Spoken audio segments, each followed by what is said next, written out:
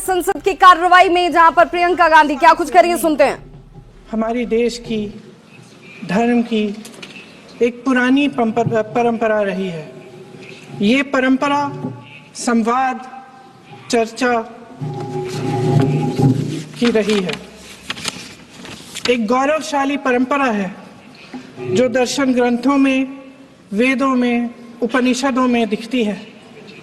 वाद विवाद और संवाद की हमारी पुरानी संस्कृति है। अलग अलग धर्मों में भी, इस्लाम में, सूफियों में, बौद्ध धर्म में, जैन धर्म में, सिख धर्म में भी ये वाद संवाद, ये चर्चा बहस, इसकी संस्कृति रही है। इसी परंपरा से उभरा हमारा स्वतंत्रता संग्राम। हमारा स्वतंत्रता संग्राम विश्व में एक अनोखा संग्राम था, एक अनोखी लड़ाई थी जो अहिंसा और सत्य पर आधारित थी। ये वाद संवाद की जो परंपरा है, इसको इस संग्राम ने आगे कैसे बढ़ाया? क्योंकि ये जो संग्राम था, ये जो लड़ाई थी हमारी आज़ादी के लिए, एक बेहद लोकतांत्रिक लड़ाई थी। इसमें देश के किसान, देश के जवान, देश के मजदूर, देश के अधिवक्ता, देश के बुद्धिजीवी, चाहे किसी भी जाति के हो, चाहे किसी भी धर्म के हो, चाहे किसी भी भाषा को बोलते हो, सब इस स्वतंत्रता संग्राम में शामिल हुए। सब ने हमारे देश की आज़ादी की लड़ाई लड़ी।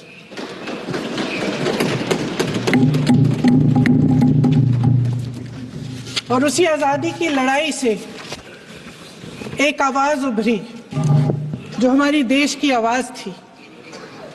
वो आवाज़ ही आज हमारा संविधान है। साहस की आवाज़ थी, हमारी आज़ादी की आवाज़ थी, और उसी की गूंज ने हमारे संविधान को लिखा और बनाया। ये सिर्फ एक दस्तावेज नहीं है। बाबा साहेब अम्बेडकर,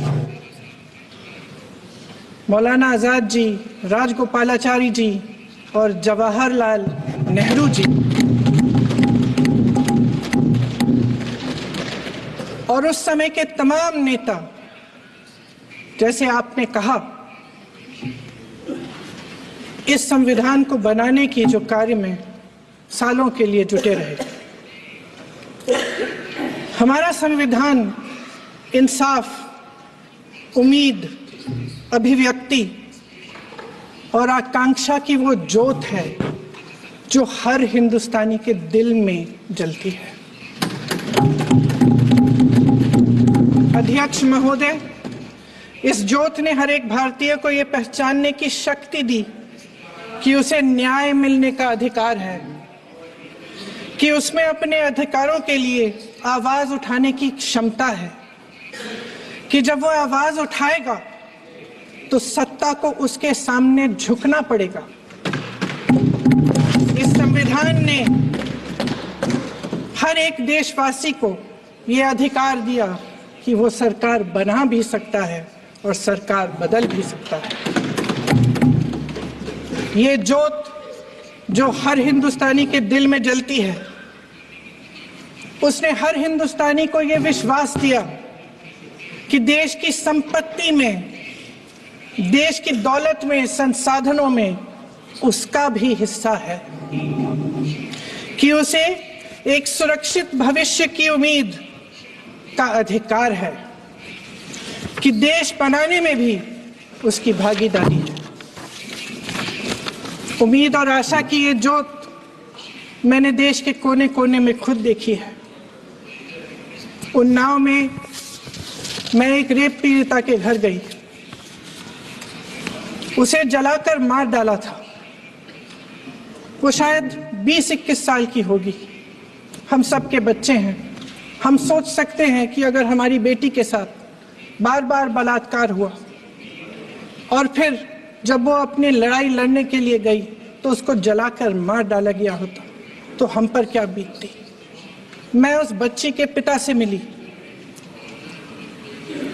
उसके खेत जलाए गए थे, उसके भाइयों को पीटा गया था, उसके पिता को बाहर से घर के बाहर घसीट कर मारा गया था।